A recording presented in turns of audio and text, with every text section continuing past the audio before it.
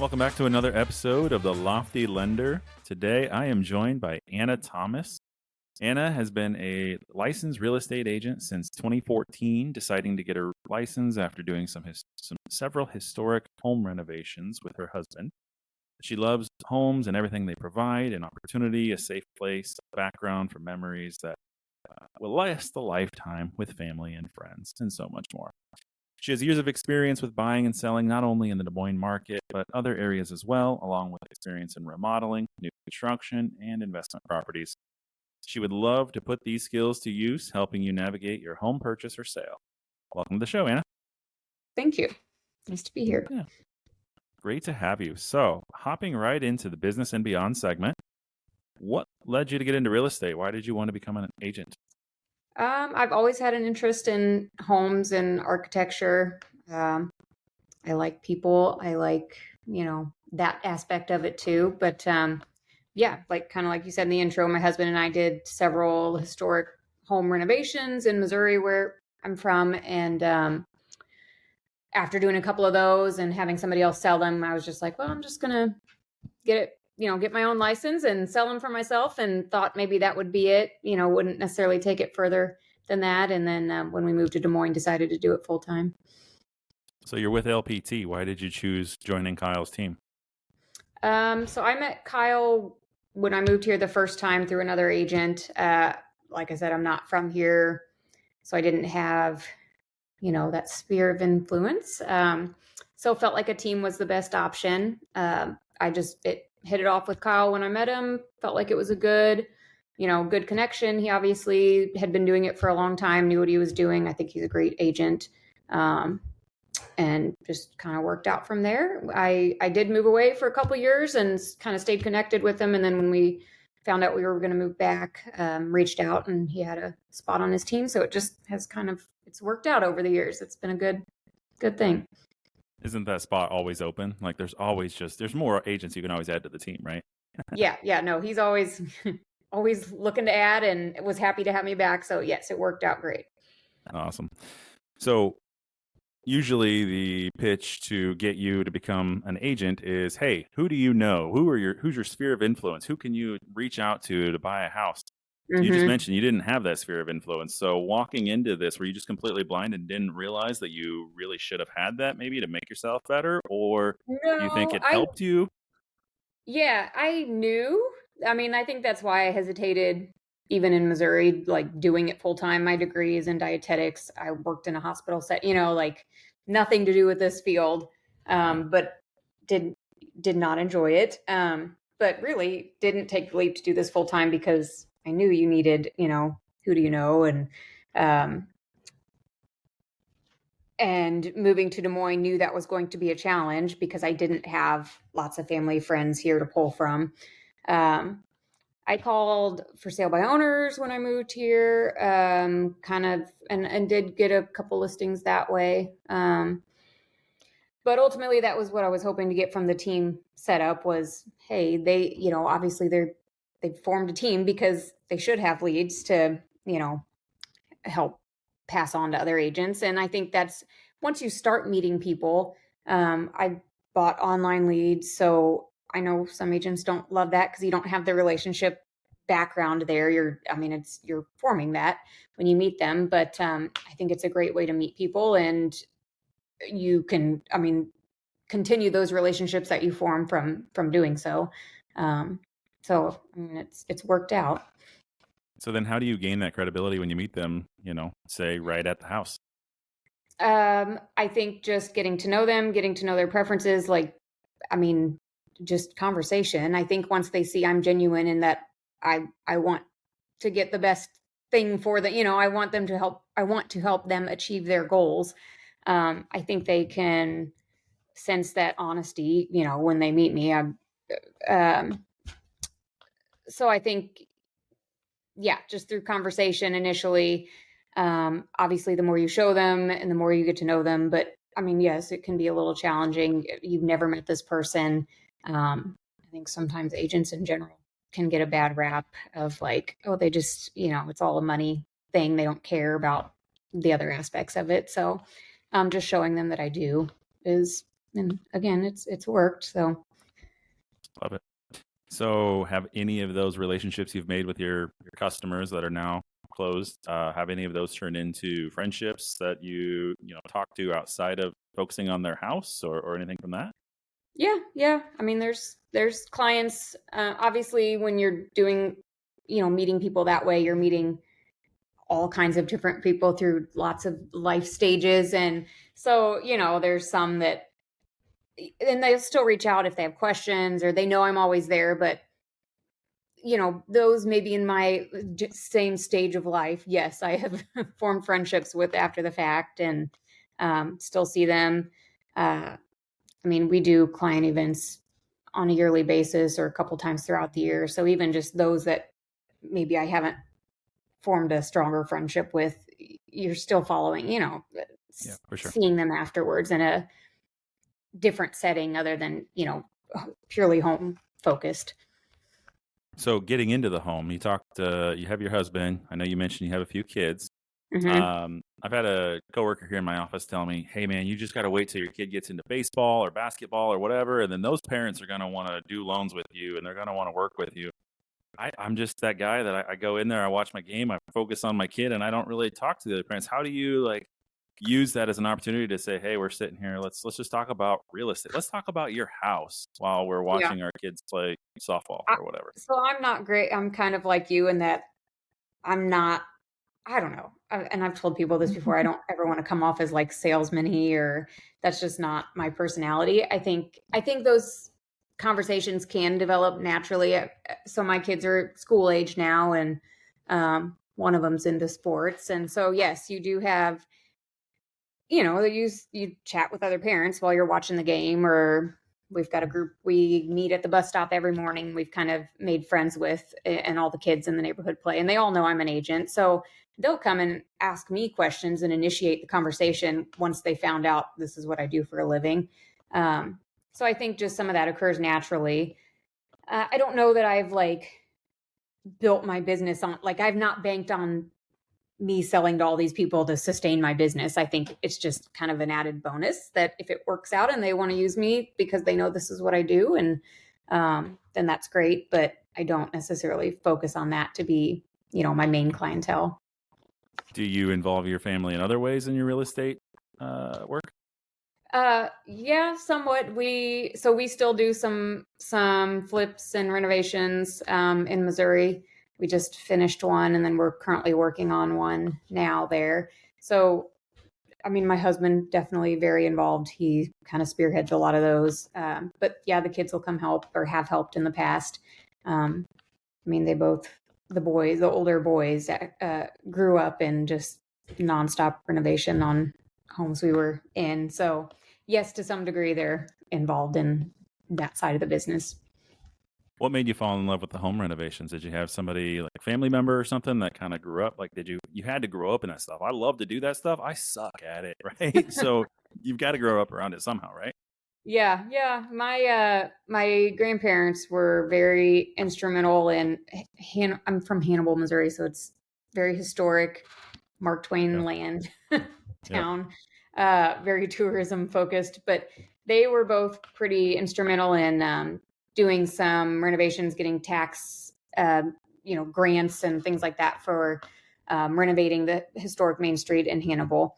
And so I just grew. I mean, that was a passion of theirs for a long time. They restored an old Italianate home in Hannibal that had been vacant for who knows how long it had been sitting. And so I remember going over there as a kid, and it had the beautiful curved staircase and just those old house features you don't necessarily see in new homes.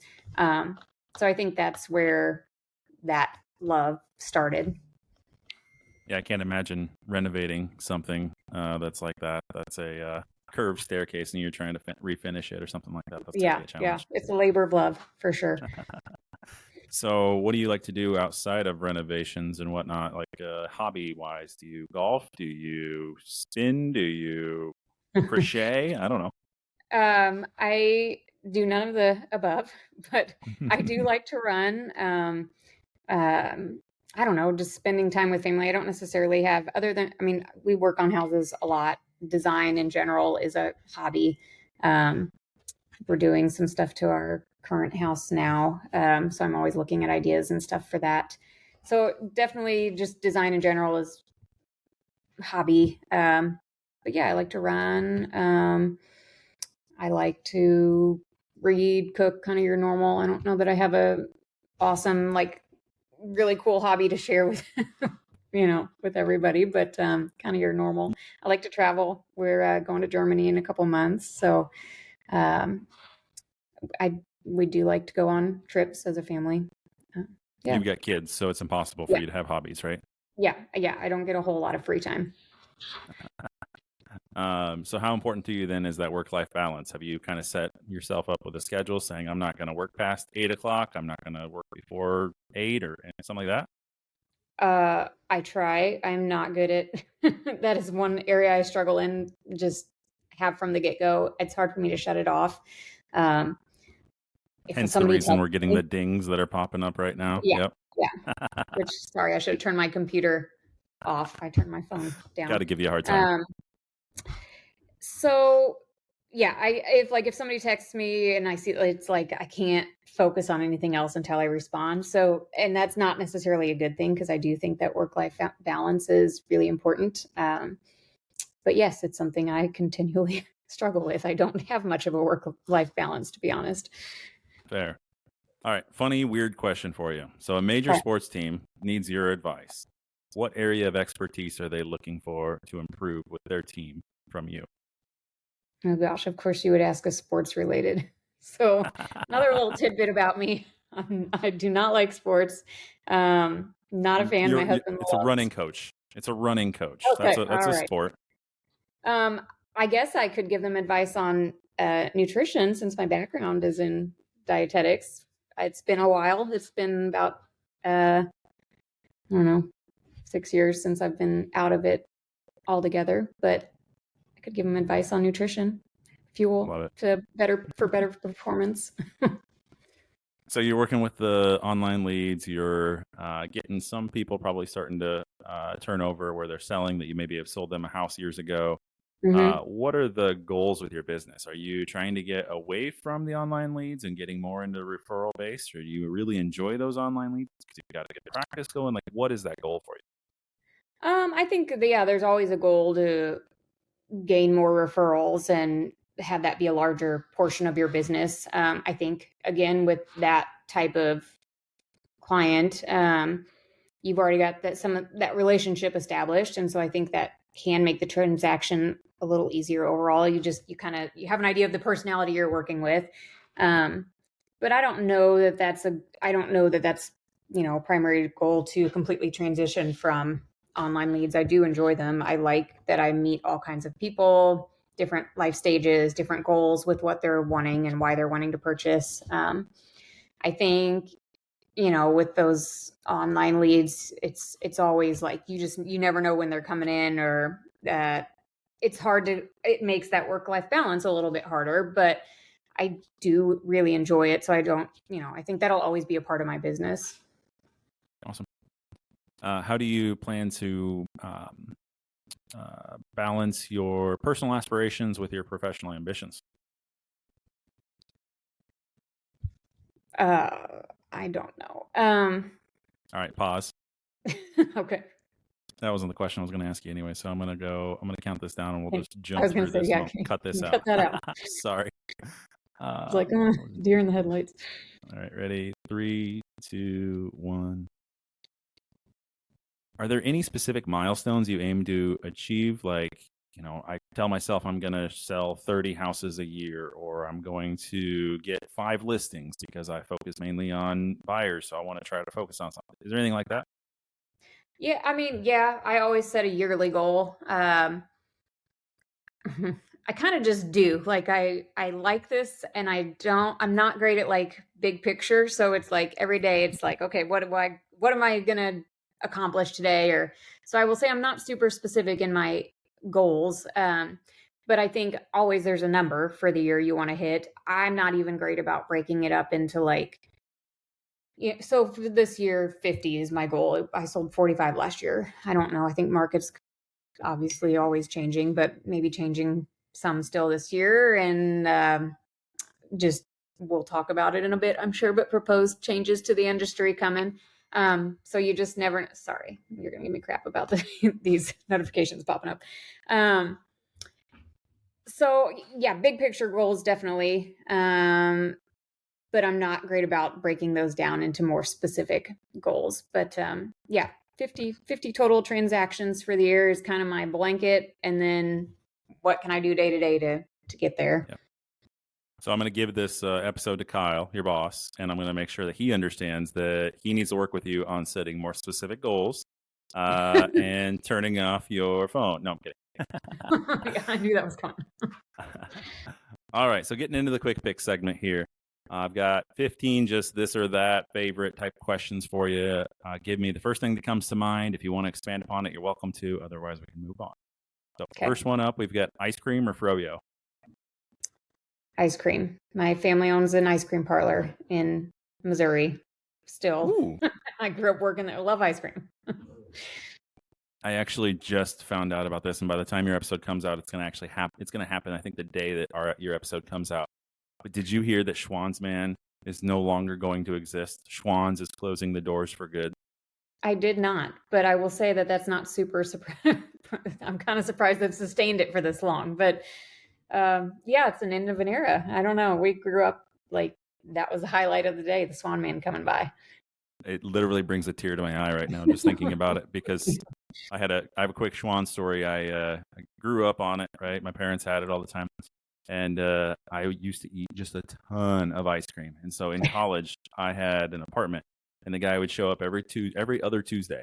And so every other Tuesday, I always got 2.5 gallons. Whether I needed it or not, I'd go through it enough to make sure that I get there, And so he actually started telling all the other older ladies that he was, delivering to and stuff. He's like, yeah, I've got this kid. He eats 2.5 gallons every 2 weeks.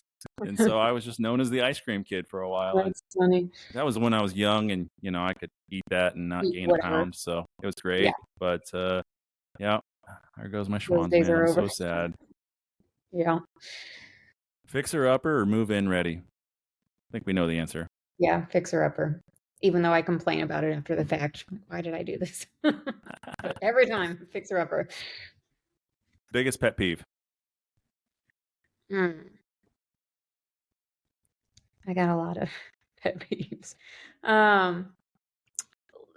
Just a know-it-all, like, you're right, and you never take advice, or yes, that type of mentality. Nice meeting you, Anna. This show's over. No, I'm kidding. I'm not that way. New construction or historic homes? I think historic homes all day. But I know you sell a lot of new construction. So what would you rather sell? Would you still rather sell the historic? I think I always have a soft spot for the historic, but I do think most people are not like me in that, and I'm not super handy. My husband's the one that does it. Let's just be clear here. But I think that new construction makes more sense for a lot of people, for the majority of the population. And I think there's a lot of pros to new construction. So yeah, I don't know. I would say maybe I'd rather sell new construction just because I think that's a better fit for most people. Morning meetups with a buyer or evening showings? Morning. Paris or Vegas? Say the first place. Paris or Vegas? Oh, Paris. Okay. Paris, I would, yeah. I like to travel. I hate to fly, so Paris would be a longer flight. But once I got there, yes, Paris over Vegas. Favorite real estate app?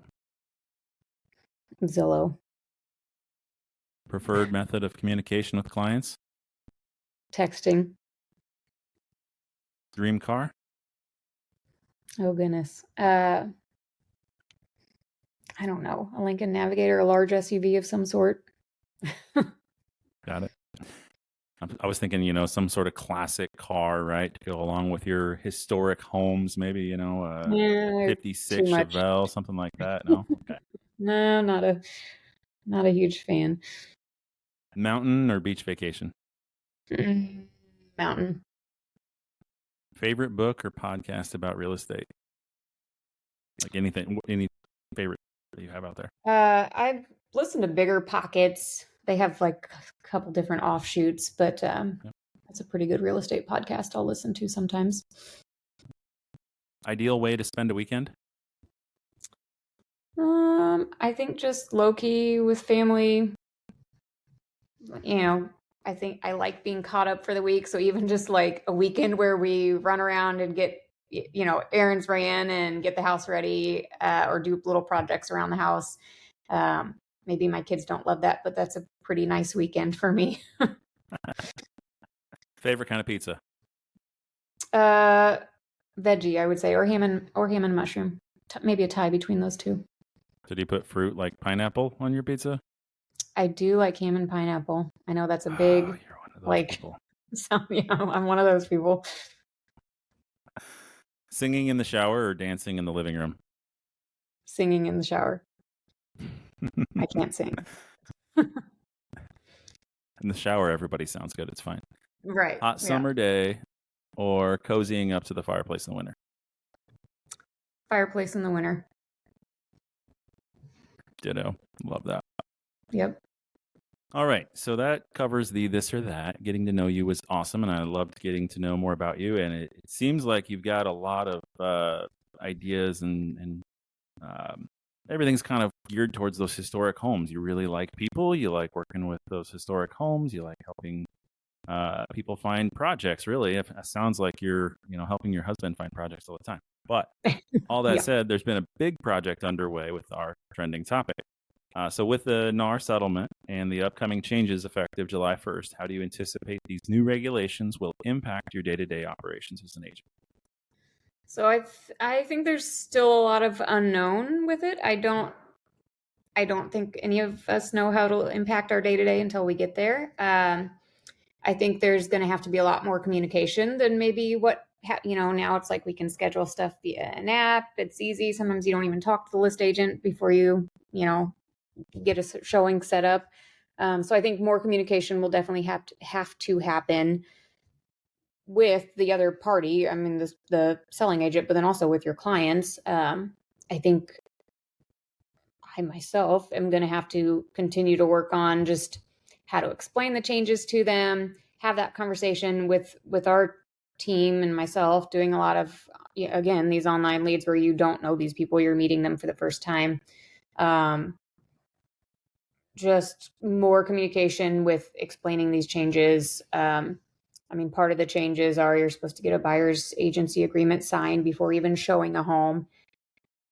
I think, that's going to be challenging with, someone you've never met. So I think there's going to be a lot more just communication up front before we even get to the point of looking at a home. So just as far as like day-to-day changes, I think that's going to be probably my biggest one, is just that, initial communication being more in depth versus like, let's meet at the house and then I'm going to get to know you as we tour and kind of build that relationship from there. I think there's going to be a lot more upfront. Love it. And I think, as you're studying and learning and thinking about what you're going to say, I would recommend a book, which is weird because I don't usually recommend books. I don't read a whole lot, but I can do an audiobook. There's an audiobook out there with the Libby app, so it's free, right?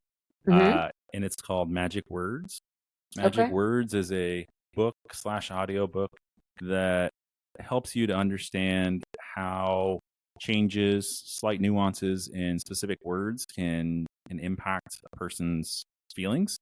And ultimately, we're always trying to understand how the consumer feels about the property. We're not necessarily trying to get them to say, yes, I want to buy it, or no, I don't want to buy it. We're trying to understand, do you even like this kind of house? Like, this house may not be the right one. There's a possibility that there's an offer lined up coming in on this house already that we just missed out on it. Right. But how do you feel about that? And getting people to talk about their feelings without specifically asking, how does this house make you feel? Yeah. Because that brings me back to like reading Rainbow. How do you feel today? People kind of shut off to that. Yeah. So awesome. So Magic Words. I'll have to put that on my list. That's it's a great one. Okay. There's another one out there. I think it's called "What We Say to Ourselves When We Talk to Ourselves" or something like that. Okay. Again, more about figuring out your script, essentially. So Okay. Awesome. that one's probably not the correct title. Just keep that in mind. Broad Google search on that one to hero it There down. you go. Well, Anna, thanks for joining me today. It was a pleasure having you on the show. If anybody would like to reach out to you, what's a good phone number or email address? How do they get a hold of you? Cell is the best way. It's still my Missouri number that I've had for years. 573-795-3405. If anybody's looking to buy or sell. I appreciate you having me. Awesome. And thanks so much for tuning in today. If you enjoyed this episode, please like, subscribe, and share it with others who might love it as well. You can catch the full episode and more on all major podcast platforms and YouTube. Your support means the world to me and helps me to bring exciting guests every week. Stay curious, and we'll see you next week.